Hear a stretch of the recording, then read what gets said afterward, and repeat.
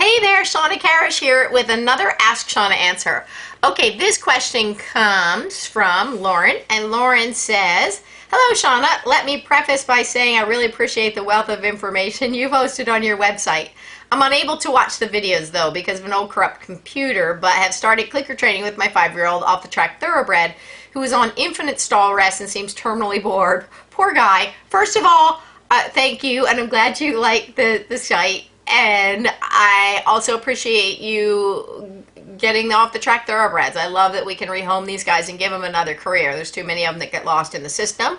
And also, good for you for sticking with them with the all the stall rest. Okay, it says, you say, I understand the concept of charging the clicker. I've worked with dogs, and my guy understands the release clause behind it. I started by teaching him to target objects with his nose as well as pick up objects. I can't get him to differentiate the cues between pickup and touch, and I don't want to confuse him by not reinforcing a positive behavior. He seems confused by verbal cues. I moved onto teaching him other verbal cues, picking his hoof up for me to pick it out, halting on command, coming when whistled, and he has really progressed in these areas. However, I've become clicker stumped when it comes to tricks. I was teaching him to pick up certain objects and he would rather target them. He seems to offer the pickup behavior at random because he didn't seem to understand this exercise, and I don't believe in drilling, which is good. I moved on to trying to get him to do a small and simple bow. Our first step was teaching him to offer his leg, but again, I can't seem to get him to realize when I make noises that this is a verbal cue. I don't see the light coming off for him the way it did when we first introduced a clicker. What am I doing incorrectly? And appreciate your time and any feedback you're able to give me. Okay, well, there's another thing you said in here that I really like. Well, two things. One, that I don't appreciate, don't do drilling. Really good. That's a lot of people do, and I find it takes something they can love and be enthusiastic about. If we drill it, it just starts going wah, wah, wah. And they don't like it as much. Even if they loved it and we're feeding them every single time, it can just turn into monotony. And I'm actually writing a blog post about this kind of thing. But anyway, so I love that. And I also appreciate that you said, what am I doing incorrectly, and not why doesn't he get it? Because really, it always, I don't care what we're doing, it always boils down to us as a trainer to figure out how do we help them to understand this. And even though it may work with 50 horses when you did it a certain way, if we get the next one and it doesn't work, it's not their fault, it's our fault. You know what I mean? It means we need to do something different. It doesn't mean it's anybody's fault. It just means I need to come up with a new way of doing it. I think there's a little bit of, you've got some kind of, I think there's a few things in here that I think may help you. Okay, let's start at the beginning. To pick up objects and can't seem to differentiate between touch and pickup. And yet it sounds like you're still kind of reinforcing the good effort, even though maybe it was the incorrect response. Now, and I understand that, but I think what you need to do is put a little more clarity in first of all. So I may go back and not let it be a random pickup or target. As he gets the target, I would work on target, and target be maybe even holding until you click. So you're kind of putting a little more longevity in it and can still work that exercise and keep that strong in a separate way. The pickup, and so the pickup, I actually tend to back chain, which means I would teach them first. I would bring the object here's my telephone. I bring the object to their mouth and look for them to kind of start taking it, so that it kind of became a separate process. It wasn't like touch my nose, pick it up, don't pick it up, but it was kind of, I presented it, and then, so it became more of a retrieve. And so I back chain the retrieve. So I said the end of the behavior is you coming and putting it in my hands. So then so at first it was here. I clicked and click to reinforce. Do I have insurance to cover biting my phone? Anyway, so click to reinforce, and then I move my hands away a little bit further, and then, you know, further and further and further until I could set the object on the ground, and then my hands would go down and they'd pick it up and present it, and pick it up and present it. So it was kind of back chained, but the process that went with it, the thought process and the cues for that were actually very different, until eventually I could toss the object and they go get it. I present my hands, it says bring it here, and this was from the very beginning, this was the cue, because as I'd give it to them, I'd say, okay, good. and then I give it to them good. I give it to them till my hands were further away, and so pretty soon they have it, and they learn to bring it to your hands and learn to bring it to your hands. So the cue is very different, but the thought process throughout this was also very different, so it helped him to differentiate very clearly. Usually when they can't tell one from the other, a lot of times it does have to do with the cueing. We may believe that our signal that we're giving is one thing, and they may be going, but you looked to the right with your eyes and your hand went to, and you took a step and you exhaled. I mean, they can pick up on all that stuff, and oftentimes you can think that's exactly what the cue is, but we're giving them 8,000 other things that we're unintentional about. So I think that that was one thing, is really evaluate those cues, and as you start to put things on verbal cues, at first let it be very, I tend to anyway, I will say, go, and there's a whole lot of physical stuff I do, visual things that I may do, even stepping in a certain direction, that gives them a whole cue for that. And I keep my verbal cue very consistent, and slowly I start fading out the physical components until it's just the very distinct verbal component.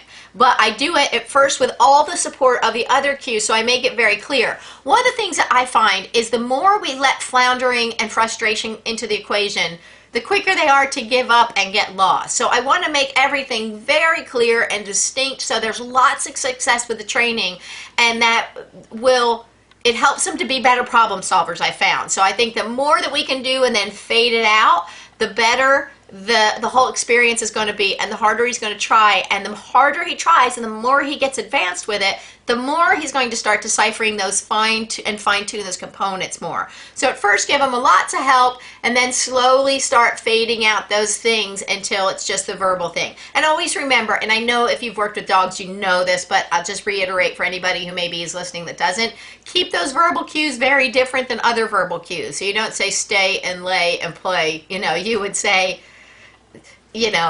stay, and then you might say down, and then you might say go, so they all sound very different. They don't sound like each other, or they have, watch where the accent is on the syllables. So if it's level A, and then the stay, and then the play. So keep those in mind as you go, but I think by supporting them with a lot more of the visual, physical things, I think that you will help him to give some clarity there. Another thing that you kind of brought up in that first point, as you're teaching him to distinguish between one thing and another, it's actually, I find, more of a disservice to click both of those responses. If one's correct and one's incorrect, it's all willy-nilly and it's not very clear. And I know we feel bad because we're thinking, oh, but I really appreciate your try, but we're going to set it up for a world of incorrect tries unless if I keep starting getting incorrect responses, I think, okay, I need to make this clear. I'm not making it clearer,